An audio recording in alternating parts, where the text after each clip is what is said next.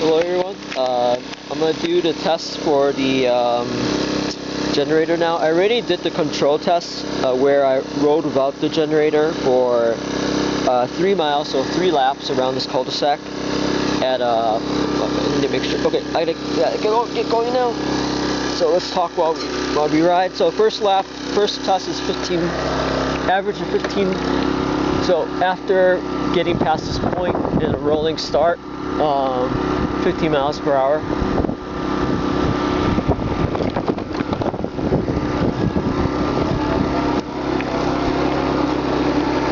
Okay, so let me get up to speed. Alright, so that's around 15, a little bit too faster than 15. Okay, so yeah, I already did the control test at 15 miles per hour and also at 20 miles per hour for 3 miles, so that I sort of, hammer out some of the variance from the wind or whatnot. It's about 55 degrees at the moment, and yeah, so I'll be doing 2 videos. The first one here is this is the test at 50 miles per hour, and afterwards I'll record all the information and then charge it again and I charged it to 40 volts, so 80 volts charging voltage, because this is easier than trying to just pinpoint it exactly at 40 or at 80 volts or something like that. So it's actually probably like 39.75, which is like, pretty close to 80, but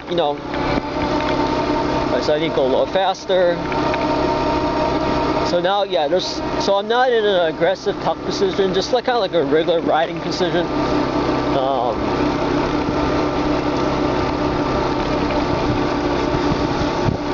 Trying to average around 15 miles per hour, and so I did the 15 and 20. I was actually really surprised about the 20 miles per hour result when I did the 20 miles per hour on without the generator. I thought the actual power consumption would be much higher than 15 miles per hour, but it actually is not that much higher. It's not substantially higher at all, actually, which is very surprising because, well, it's not that surprising in the sense that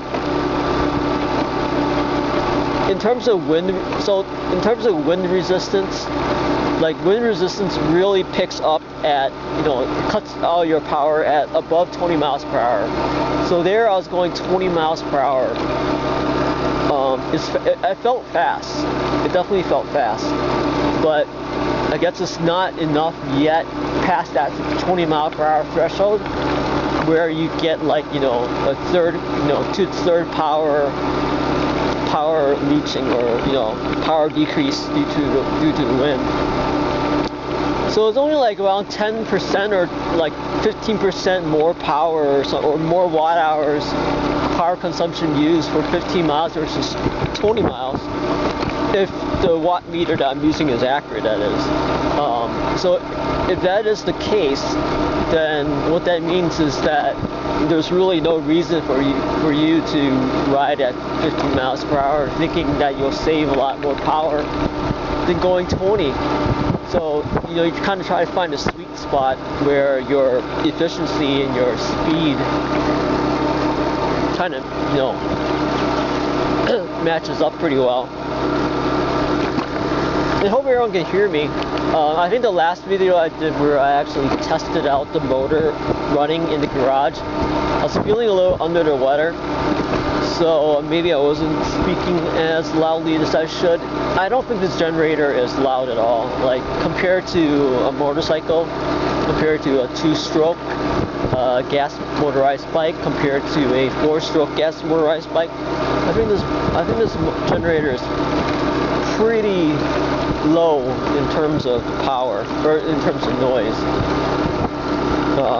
which is why I love it versus like like a 2-stroke or something like that, or versus like a actual hybrid where you have a gas drivetrain and also electric drivetrain. So I've been pretty lucky on these turns not just to be able to stop. So I'm pretty lucky there. Didn't have to stop or slow down or anything like that to skew up the results of the bike. So that's the first lap. So I now need to do 2 more laps.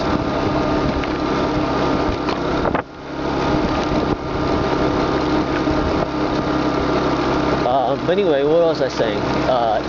Yeah, also a bit of news. So the way I'm doing the charging now is I'm using two 36 volt 2 amps or 1.8 amp or 2 amp chargers in series to make a 72 volt 2 amp charger, which provides about 160 watts of power or charging power at the moment, because that was the charger that worked.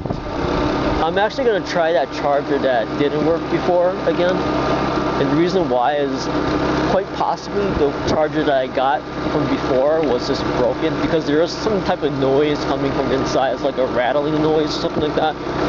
That could have been the reason why that charger didn't work. And I like to go back to that approach, because stringing up these chargers like this is just super bulky. It just takes way too much space to do something like this. And so that charger is also 3 amps as well. So this is 2 amps, so it's a lot more charging power. And also the thing about this system is that so it's true in terms of charging and riding at the same time and discharging on a load, you cannot charge a battery while you discharge a battery. That is true. But in a closed circuit system such as this, it follows Kirchhoff's law, which states that all the amperages that are coming in and coming out must be equal to 0. And all the voltages that are coming in and out, from the whatever sources, from the load to the batteries to whatever you have, must be 0. So what that means is that if the charger is providing if charger is, let's just talk about it in terms of amperage. If the charger is providing 2 amps and the bike is, let's say the bike is using 6 amps or something like that, right?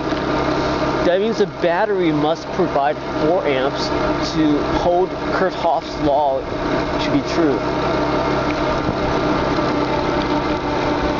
If that makes sense. This is it's very simple. This is like the second law of thermodynamics, the conservation of energy, right? You cannot. The charger is putting energy into the system. It's not so if I'm coasting along, for example, right, not doing it, just maybe just chilling or just at a stop or just coasting, then at that point the battery, if I'm not drawing more than 2 amps from the motor at that point, yeah, it's gonna start charging the batteries. If that makes sense. So that's why this works. That's why you can, this principle works, and it's pretty efficient. But if you don't, so the other thing is that, so that's just the way it is. I hope that makes sense. It's not a, so some people might think that, okay, it's only charging if you're not using the battery. No, that's not true, because that is true, but it's contributing to the circuit system where, it takes some load off of the battery. So if the load is 6 amps, it's going to take only 4 amps from the battery, because the charger and generator is providing 2 amps. I hope that makes sense. So that's that. So the other thing about the charger is I'm hoping that that other charger works again, because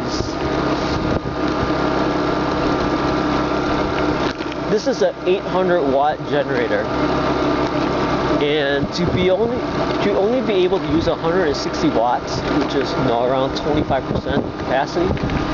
While it's not bad in the sense that, okay, I'm going to get a pretty long run time from just one tank of gas. it's not really using the full potential of the power from that generator. And I'm not actually looking to use the full potential of the generator. And this is something that kind of comes from just, if you're ever into like race cars or fast cars, or you're ever into motorcycles or anything like that, or even motorized bicycles. I think I mentioned this before. So if you want to go, let's say if you want to go 30 miles per hour cruising on an e-bike, which is legal in, or sorry, it's 28.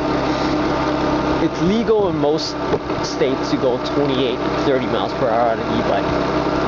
You would not choose a motor that can go a 30 miles per hour top speed, right? The reason why is because you're going to tax all the components of your motor to, the max. The controller, the motor itself, especially on steep hills or in hot weather or something like that. It's going to really tax that system pretty badly and possibly break it too. So that's why for this generator, I'm not actually looking to do 800 watts of power generation from it, the max, because that's going to decrease the lifespan of this generator and possibly make it a little bit unreliable. So instead, I'm just going to target about half capacity, which is around 400 to 500, or around a little lower 400 watts for kind of like the max charging speed that I want to have. And that's also safe for the batteries too. You don't want to go to, this is a 1.2 kilowatt hour battery, but most likely it's not 1.2 kilowatts. It's probably like, at this point 800 watts, maybe 1,000 watt hours. So yeah, so that's the other thing too. And oh geez, it's nice out, but you have to still wear double layers. It's 55, and tomorrow it's going to be 72. So I'm gonna go for a really long ride on this bike after I do the test today. I need to change, once I finish the test, I need to change the oil, and then also, what else? I need to change the oil and then fill her up with gas. I'm gonna go on a really nice long ride, like around a 24-mile ride to this state park. And at the state park, I'm going to turn off the generator, obviously, because it's not to, And that's a benefit of a system like this, is that you can actually turn it off when you need to, which is what I'm going to do when I get to the state park, because I don't want to get, people yelling at me for whatever, for motorized bikes. You could, it's technically considered a bike, but they could charge me to go inside the bike grounds if I have the motor on. So I'm just going to be nice. And also, I'm sure those people don't want to hear my stupid generator when they're out in the park and stuff like that. So I'll use the generator all the way there. So this is so I'm almost done with this ride, this test. So let's just finish it up. And again, there's another test coming right after this, and then after that I'll make a short video or a short clip at the end just to discuss the results of everything. So now when we do this, there should be in the other. So I have the watt meter right underneath, near the front of my seat. So unfortunately, that's where it has to go. I can't actually. In terms of the watt meter, I used a 36 watt meter. I inlined it to one of the batteries. I made it as short as possible, the inline, because one thing with batteries is you don't want to.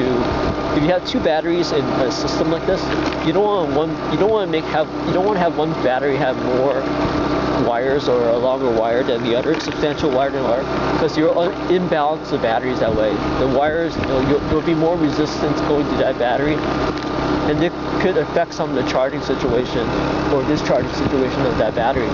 But this watt meter is pretty short, and it's supposed to have really low resistance and power consumption, so I think I should be okay. But anyway, So that is the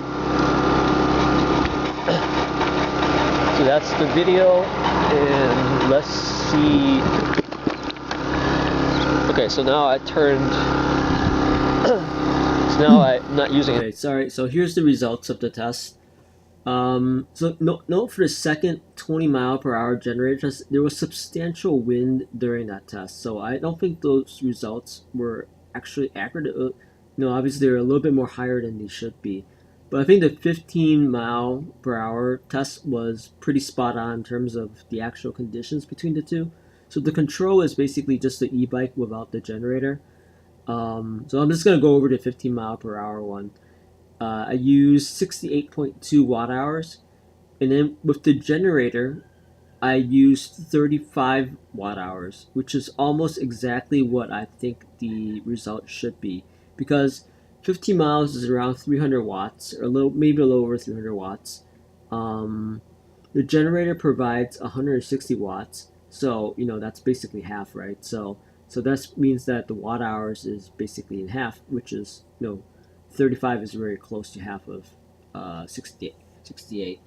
The amp hours, the same thing, about half. The max watts is actually about the same, so I'm not sure what's going on there. You expect it to, maybe what happens is that when it pulls a lot of amps, it's not able to pull that from the actual charger itself because there's not enough current there, capacity there. It's only 2 amps. So it's actually pulling, when I'm speeding up really quickly, it's actually pulling exclusively from the battery because the battery has that capacity to provide that power, but the generator does not currently. So that's probably why that's like that.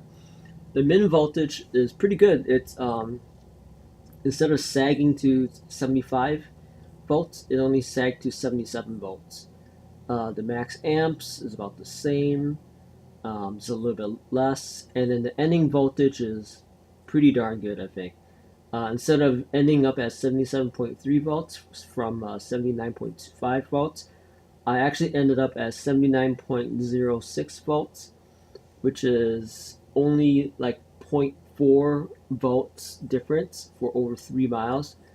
So before 3 miles, in terms of voltage drop, would probably be closer to like 1 volt or 1.2, 1.5 volts. So now it's only 0.4, which is great. 1 second.